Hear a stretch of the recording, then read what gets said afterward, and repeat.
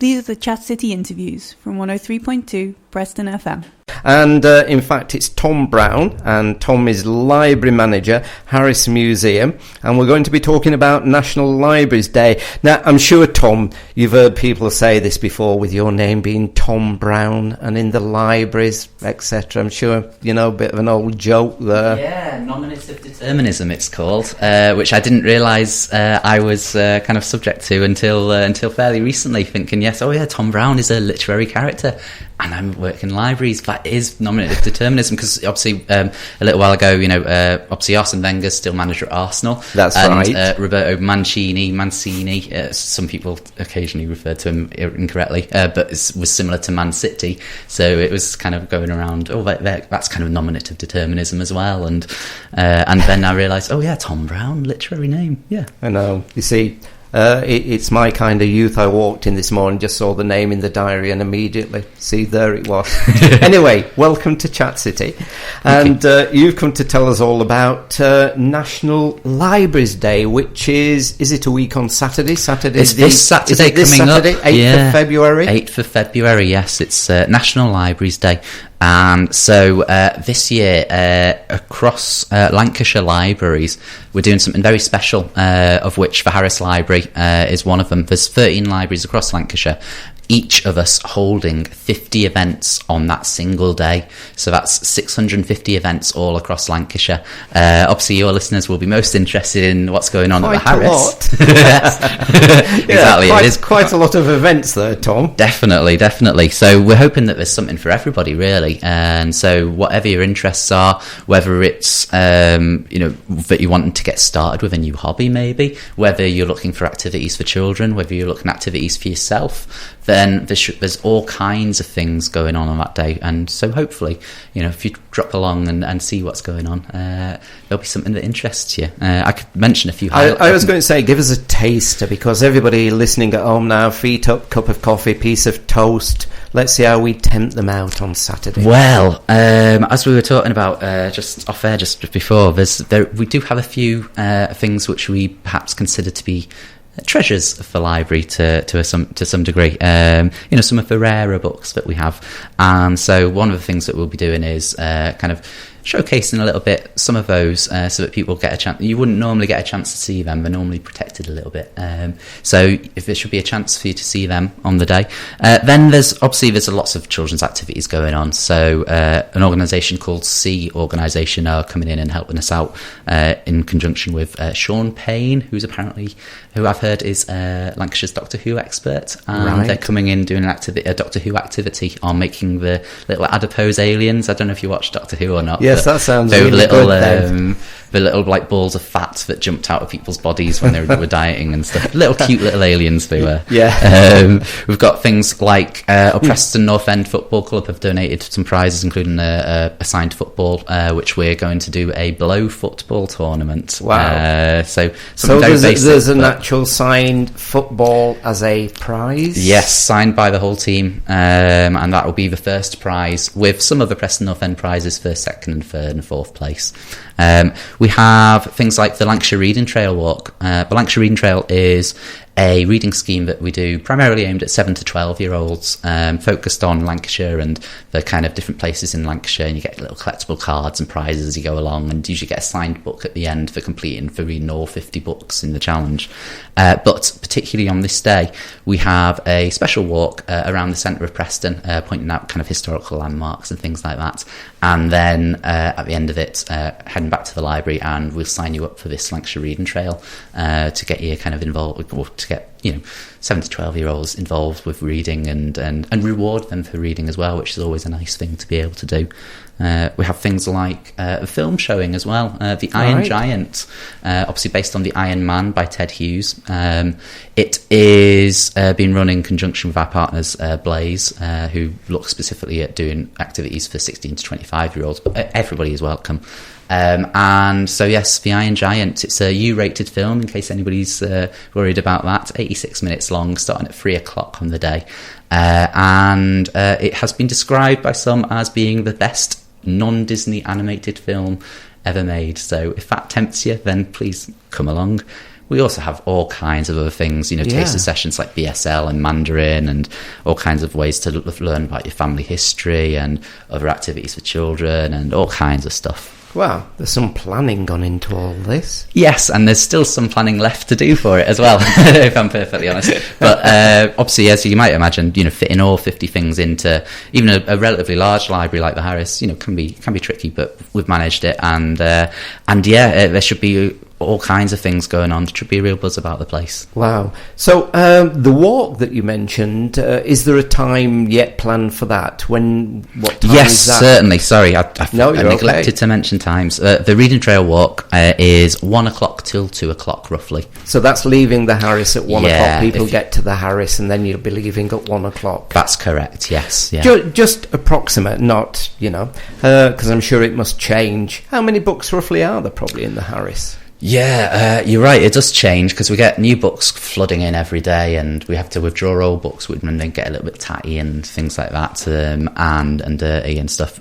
But normally, last I checked, we had around about 50,000 books that people could loan out, and obviously we do have more books than that as well, like reference copies of things as well, which just stay in the library for people to refer to. But for books to actually loan, we do have quite a few. Yeah, right. Yeah, I'm sure. And when we talk about children, what are the most popular books these days that children are reading? Wow, yeah. There's quite a few. Obviously, you get your classic authors like Roald Dahl, who are always popular. We have loads of Roald Dahl books at the library, but they're so popular, they're always going out all the time. It's great.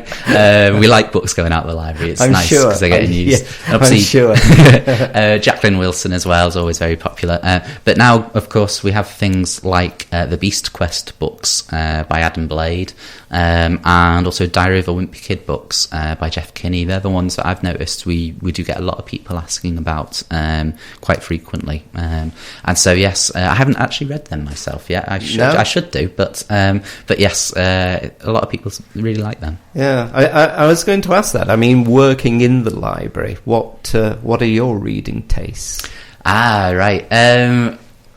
It's always difficult because I kind of I have one particular favourite author who I can just always read no matter what, and that is the same as a lot of people, Terry Pratchett.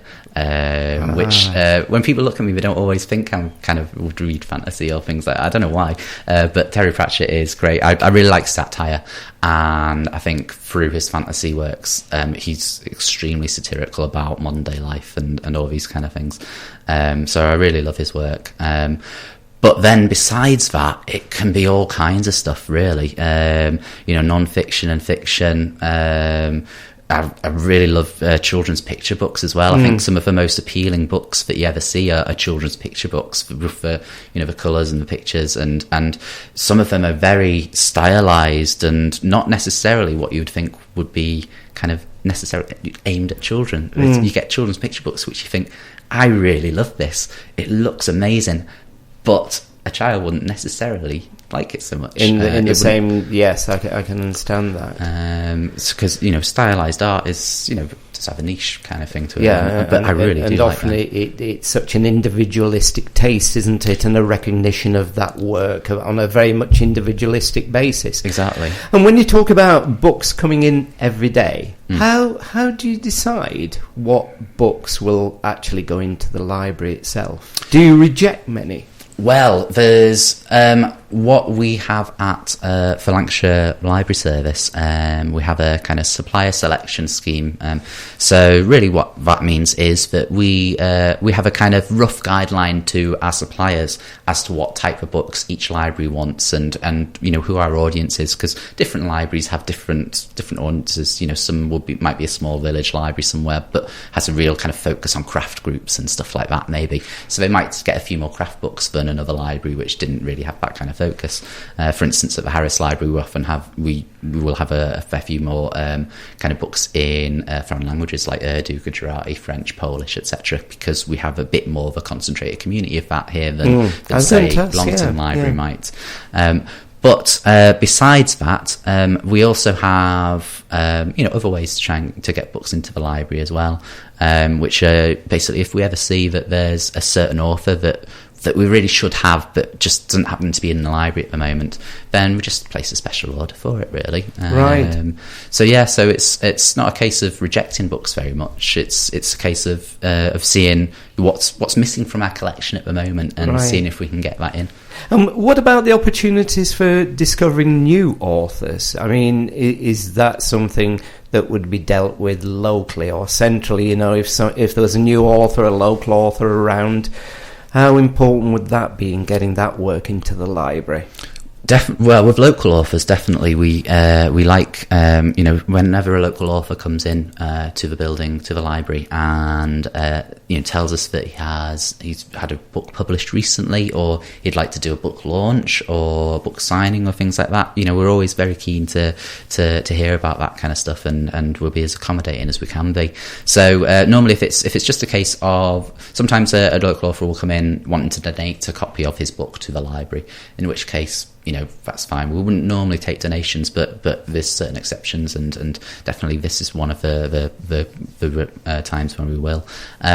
Sometimes local authors will come in asking about whether the library service as a whole might be interested in buying copies of their book from their publishers, in which case, we can pass their details on to the stock selection team that we have centrally, and they'll look into all that.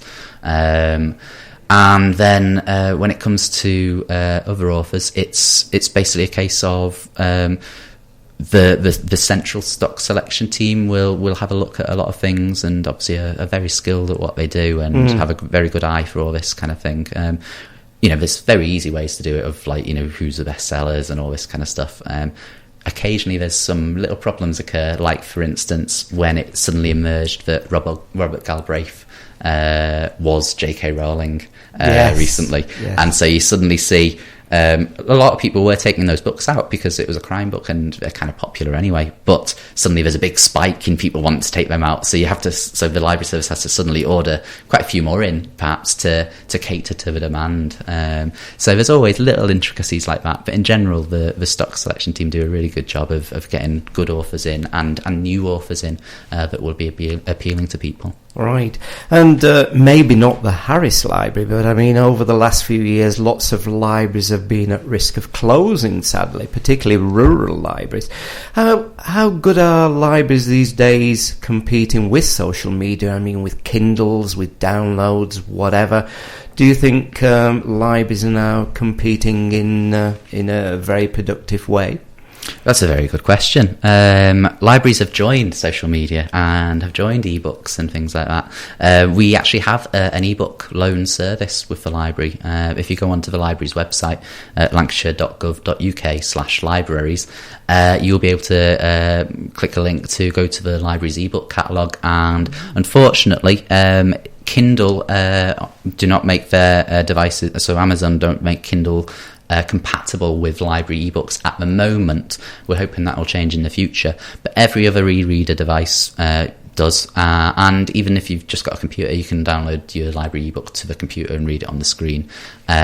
So yes, we do have an ebook service which is proven very popular. It's having as many issues of books as more issues of books than some of the smaller rural libraries that we have in Lancashire, which is quite encouraging.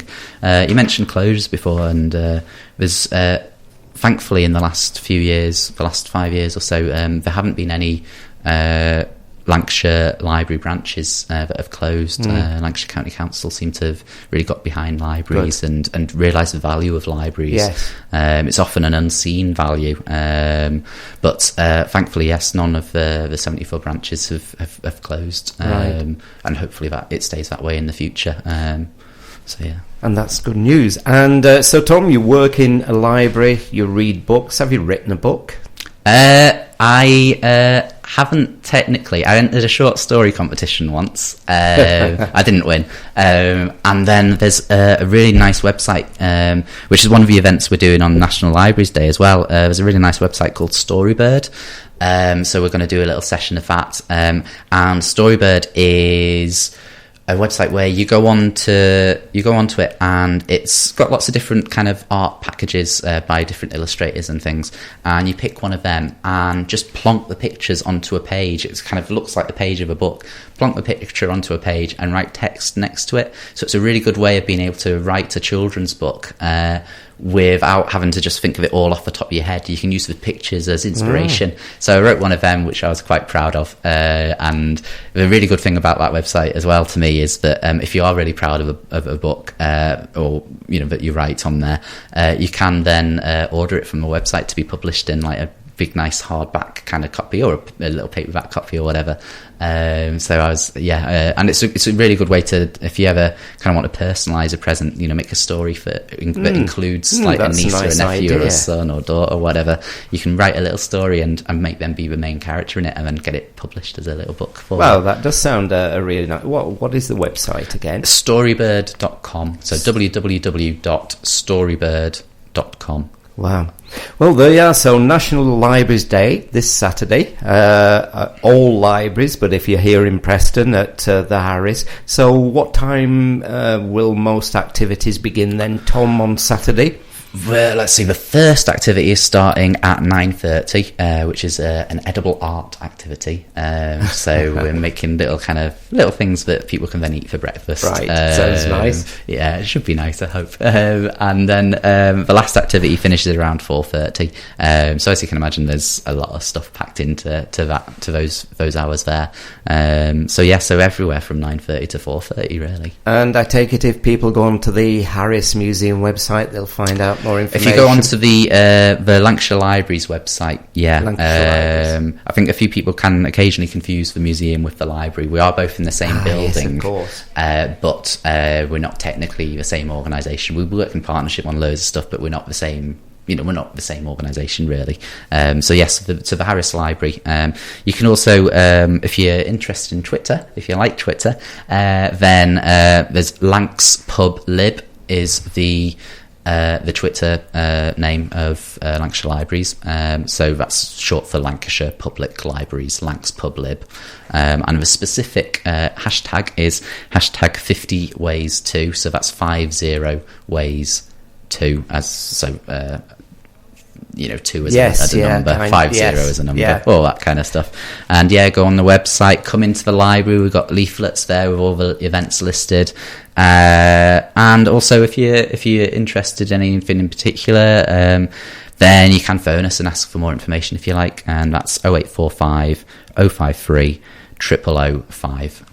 And, of course, the aim behind all this is to encourage more people to join their local library and get the most out of the services that are on offer out there. Definitely. We have all kinds of different services, and it's a way to get people through the door, and hopefully, but not just use the library services, but the services of the community as well. Libraries are a really valuable part of their local community, and so we've got partners coming in from all different kind of avenues, where people can come in, have a little taste of different things that go on, and see what they're interested in. Brilliant. Tom, can I thank you for coming in this morning, and all the best for Saturday. Thank you very much. Cheers. Thank you.